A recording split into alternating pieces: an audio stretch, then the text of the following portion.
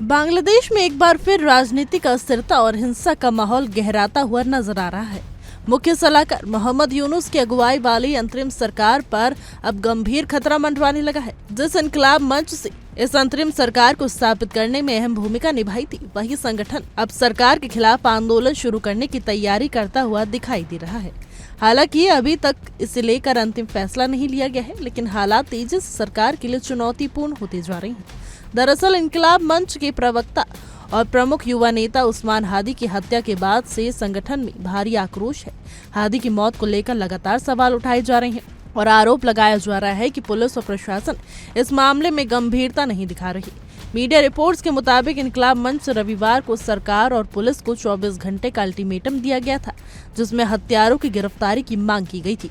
लेकिन इस तय समय सीमा के गुजर जाने के बावजूद पुलिस की ओर से कोई बड़ी और ठोस कार्रवाई सामने नहीं आई।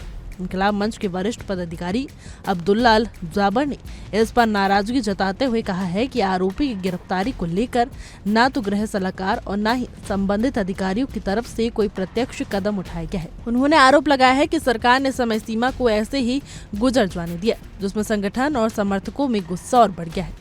इसी नाराजगी के चलते इनकलाब मंच ने फिर से सड़कों पर उतरने का संकेत दिया है। अब्दुल्ला अल जाबर ने यह भी ऐलान किया है कि सोमवार को दोपहर 3 बजे से ढाका में विरोध प्रदर्शन शुरू किया जाएगा। उन्होंने कहा कि इसी प्रदर्शन के दौरान ये फैसला लिया जाएगा कि मोहम्मद यूनुस के प्रशासन का समर्थन जारी रखा जाए या फिर उसे हटाने के लिए एक बड़े आंदोलन की शुरुआत की जाए। उनके इस बयान को अंतरिम सरकार के लिए खुली चेतावनी के तौर पर देखा जा रहा है। इनकलाब मंच ने सरकार पर यह आरोप भी लगाया है कि हाल ही में मंत्रालय की एक ब्रीफिंग के दौरान गृह सलाहकार और उनके विशेष सचिव की गैर मौजूदगी जानबूझकर रखी गई, ताकि उस्मान हादी की हत्या के मामले को कम गंभीर दिखाया जा सके। संगठन का कहना है कि ये रवैया सरकार की मंशा पर सवाल खड़े करता है और इसके साफ संकेत मिलते हैं कि प्रशासन सच्चाई से बचने की कोशिश कर रहा है।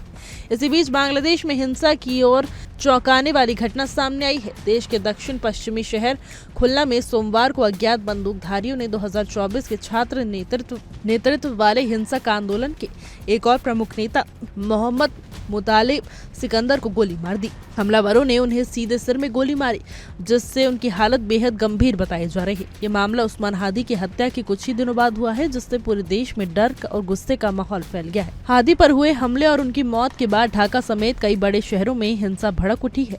अब मुतालिब सिकंदर पर हमला होने से हालात और ज्यादा तनावपूर्ण हो गए हैं।